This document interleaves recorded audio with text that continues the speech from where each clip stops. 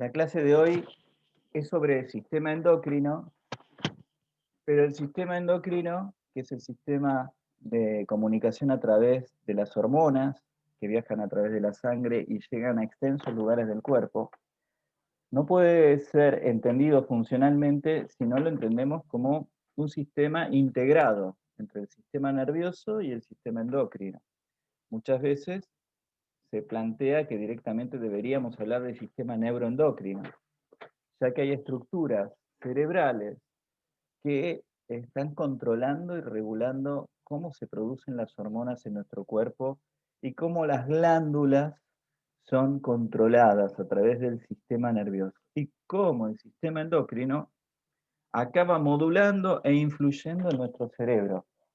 De eso vamos a tratar de hablar durante esta clase. ¿Qué características igualmente a nivel pedagógico podemos hacer para dividir como dos compartimentos estancos, sistema nervioso y sistema endocrino? Si bien están mutuamente relacionados, podríamos decir que la comunicación en el sistema nervioso es como la veníamos viendo. Es rápida, precisa, utiliza neurotransmisores y son sustancias químicas que están en las hendiduras sinápticas. Rápido porque en milisegundos se están transmitiendo mensajes de una neurona a otra. Preciso porque hay neuronas que se conectan unas con otras y generan un encadenamiento en el mensaje que se transmite.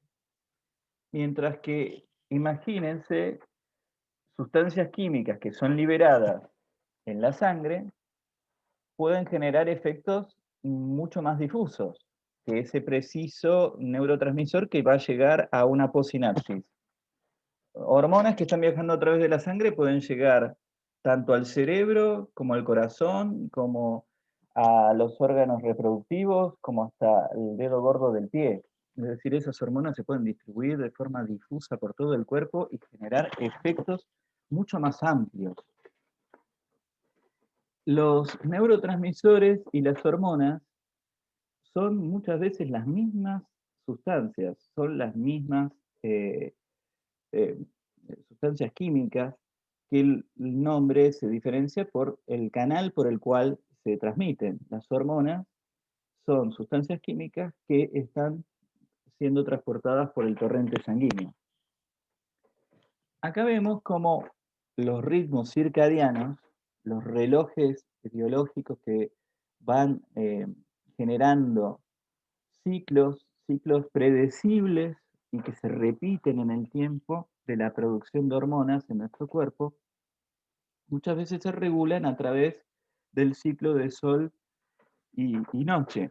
Es decir, de que la información visual, por ejemplo, nos va transmitiendo cuándo es de día y cuándo es de noche y se va generando un reloj aproximadamente cercano a las 24 horas, que eso es circadiano, significa cercano a las 24 horas, y que controla, por ejemplo, la liberación en mayor o menor medida de algunas hormonas a través de nuestras glándulas.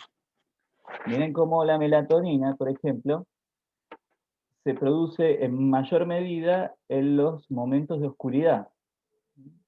Por eso cuando nos vamos a dormir y apagamos las luces, la información que llega al nervio óptico de la ausencia de luz hace que la glándula pineal produzca más melatonina y nos dé sueño, entre otras cosas que regulan el sueño.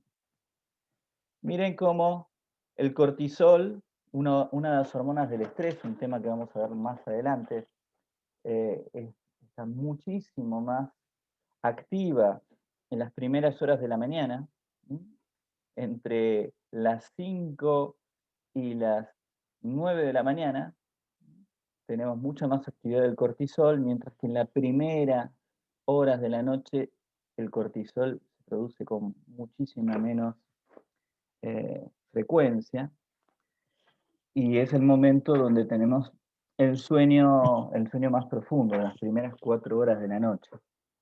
Bueno, acá se puede ver cómo disminuye el cortisol, ¿no? La persona que está empezando a dormir. Este se puede dormir muy temprano, tipo 8 de la noche. La hormona del crecimiento. Fíjense y si uno va solapando, como el cortisol inhibe la hormona del crecimiento. Además, las hormonas van a influirse mutuamente, van a interactuar las glándulas entre sí. Y la hormona del crecimiento, miren cuándo está más alta, en el periodo donde el cortisol está más bajo, por ejemplo. Por eso los niños pequeños tienen que dormir a veces 12 horas, tienen que dormir, un bebé tiene que dormir, la mayor parte de su existencia es dormir, porque está creciendo y necesita bajar, por ejemplo, los niveles de cortisol para poder crecer. Bien, estos son algunos ejemplos, ¿no?, que les estoy mostrando de los ritmos pulsátiles que se producen de las hormonas, regulados por ritmos circadianos. ¿Dónde están esos relojes biológicos, esos relojes que regulan nuestra producción hormonal? Bueno, en el hipotálamo. El hipotálamo, a través, una de las vías principales es el nervio óptico, ¿sí?, que le transmite información acerca de los ciclos de sueño y vigilia, los ciclos de luz y oscuridad a los cuales estamos expuestos, y va programando un, un ritmo para que se produzcan hormonas en determinadas circunstancias. Por ejemplo, hay casos experimentales de sujetos que han estado en aislamiento, en un confinamiento donde hay luz permanente, donde se pierde noción de cuándo empieza el día, cuándo empieza el otro día, y durante varias semanas se desarman estos ritmos circadianos y empiezan a producirse ritmos ultradianos, es decir, por encima de las 25 horas empiezan a autorregularse el organismo ante la desinformación de estos ciclos a los cuales estamos habituados. Imagínense, ¿no?, cuando este planeta ya no dé para más y tengamos que poblar Marte o Alpha Centauri, ¿no?, y tengamos que estar en planetas donde a veces un día dura 40 horas o 40 días, ¿sí? Imagínense cómo, cómo vamos a estar preparados, porque tenemos millones de años de adaptación, a regularnos con un ciclo cercano a las 24 horas. Bien. Perdón, Mario. Sí, Ignacio. Mismo en Groenlandia, ¿no? Estos países donde hay 6 meses de luz, muchas más horas y 6 meses de oscuridad, tienen algunos mecanismos no naturales para sincronizar. Bueno, las lámparas de luz, por ejemplo. Las lámparas de luz, uno, tomando lo que dice Ignacio, que este es un tema que se ve en biología del comportamiento, de paso le hago propaganda a esa materia, una bella materia, que se atribuía una gran tasa de suicidios en Noruega, en los países nórdicos y demás, que tienen estas cuestiones, donde hay muy poquita exposición a la luz solar, pero muchas veces los noticieros explicaban esto, que como eran sistemas donde el Estado presente les daba trabajo, les daba estabilidad económica, estabilidad, los achanchaba tanto que la gente se deprimía porque tenía para comer, tenía trabajo, tenía estudio gratuito y un montonazo de cosas, y eso se los achanchaba, se deprimían y se suicidaban mucho más que en otros países. Cuando en vez de escuchar los noticieros, uno lee los artículos científicos, ve que la desorganización de los ritmos circadianos ocasiona depresión y aumenta muchísimo esas tasas de suicidio en estos países de primer mundo, que en realidad se pueden tratar de solventar con técnicas como esto que mencionaba Ignacio, que es exponerlos a luz solar artificial, que son lámparas de luz, que cuando la depresión está inducida por estos desórdenes hormonales, es el tratamiento más efectivo, la terapia lumínica. Vos te referías a esto, Ignacio, ¿no? ¿Sí? Bueno, acá les estoy mostrando cómo el hipotálamo, que está acá arriba, se comunica con la hipófisis a través de dos vías. La hipófisis, que es la glándula maestra del cuerpo, es una de las principales glándulas productoras de muchas hormonas importantes, que a su vez esas hormonas controlan a otras glándulas del cuerpo. Podemos dividirla en dos sectores, que en esta imagen se ven con bastante claridad. Una sería la hipófisis posterior, o neurohipófisis, donde lo que uno ve es que las neuronas del hipotálamo se prolongan a través de un conducto vacío, y este conducto vacío deja que las terminales axónicas de estas neuronas del hipotálamo simplemente secreten neurotransmisores que, entrando en el torrente sanguíneo, se vuelven en hormonas. Ahí vemos claramente cómo el sistema es un sistema neuroendocrino, ¿no? El sistema nervioso se transforma en endocrino directamente por la neurohipófisis.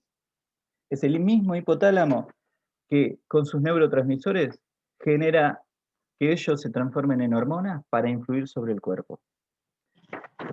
En esta otra región tenemos un sistema portal, ¿ven? El que está en azul, que estas células que se llaman parvocelulares, las magnocelulares serán las de la neurohipófisis, las grandotas que están en fucsia, y las amarillas, que son más chiquititas, se llaman parvocelulares, de axones más cortos, secretan sus neurotransmisores en el torrente sanguíneo, de vuelta se transforman en hormonas, y viajando por este sistema portal sanguíneo, van a llegar a influir a estas células de la hipófisis anterior, o adenohipófisis, otro nombre que tiene.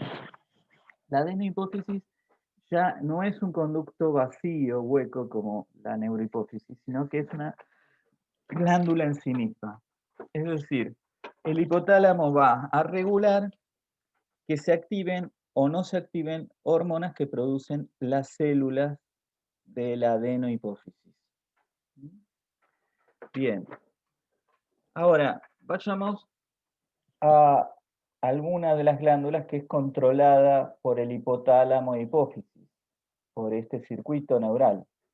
Por ejemplo, la glándula tiroides está regulada por este circuito que les acabo de decir. Tenemos la tiroides a la altura del cuello. De hecho, si se inflama, puede salir bocio. Y el bocio es una hinchazón por una hiperactividad, por ejemplo, o porque hay anticuerpos que la están lastimando y la están dañando, y de una u otra manera podemos ver o palpar que está inflamada la tiroides a la altura del cuello. ¿Cómo es regulada la tiroides y para qué sirve? Bueno, la tiroides es regulada por un primer factor liberador, un primer factor hormonal que es liberado por las parvocélulas en el sistema portal sanguíneo. Este factor liberador va a ir a activar células de la adenohipófisis que producen algo que se llama tirotrofina. Acá tenemos una segunda hormona liberada. Viaja a través de la sangre y va a llegar a la tiroides. En la tiroides va a activar el proceso para producir tiroxina. La tiroxina es una variedad de diferentes compuestos que utilizan yodo como componente central. La tiroxina tiene diferentes versiones y las llamamos T1, T2, T3 y T4. Las que sirven para la finalidad de la tiroides son la T3 y la T4. A ver, si alguno de ustedes posee hipotiroidismo, es muy probable que le hayan dado T4. No sé si a ustedes les ocurre o conocen algún familiar que toma Sí, tomo T4, profe. 88 miligramos. Bien. De hecho, hay un porcentaje elevado de mujeres que tienen hipotiroidismo. Por eso, preguntar en un aula fácilmente aparece a alguien que tiene hipotiroidismo, porque es muy común. Y la T4 suple la falta de la tiroxina que no se está produciendo. La enfermedad más común se llama la enfermedad de Hashimoto, que es la producción de anticuerpos que atacan a la tiroides y no le permiten producir tiroxina.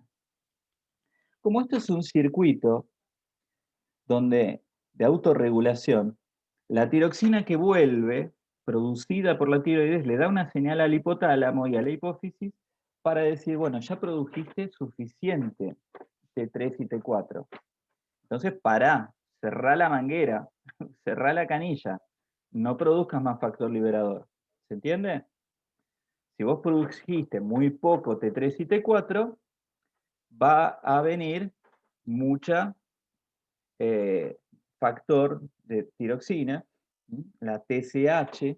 No sé si vieron que muchas veces el análisis que les van a pedir el médico es para medir la TSH. Si uno tiene la TSH elevada, ¿qué está ocurriendo? Que quiere decir que el hipotálamo está recibiendo una señal disminuida de la producción de T3 y T4 y produce más TSH para que se produzca más tiroxina. Está recibiendo señal de que por más que él manda factor liberador, no se está produciendo la hormona adecuada. Entonces la TSH, si está elevada, por encima de los rangos, nos estaría hablando de que en este circuito el producto final no se está generando.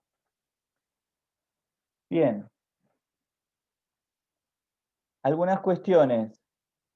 Ustedes habrán visto este tipo de cuadros. ¿Vieron las meninas? El cuadro de las meninas de Velázquez. Sí. ¿Vieron todos los enanitos? Los enanitos. ¿Han visto Juego de Tronos? ¿Sí? Donde hay enanos por todos lados. ¿Sí? Los enanos Sí. son menos frecuentes hoy en día. ¿Qué les parece a ustedes?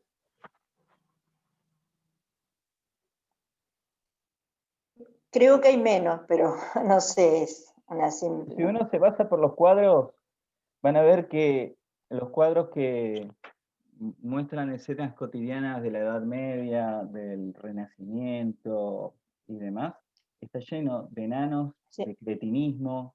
Cretinismo es enanismo con retraso mental. Y son los llamados enanos hipoficiarios. Los enanos hipoficiarios abundaban porque la gente comía, estaba muy malnutrida. Y la malnutrición generaba que, por ejemplo, no hubiera el suministro de yodo suficiente en los alimentos y muchos niños no desarrollaban, no crecían, porque ¿qué es lo que hace la hipófisis? La hipófisis regula el metabolismo celular, el gasto de energía.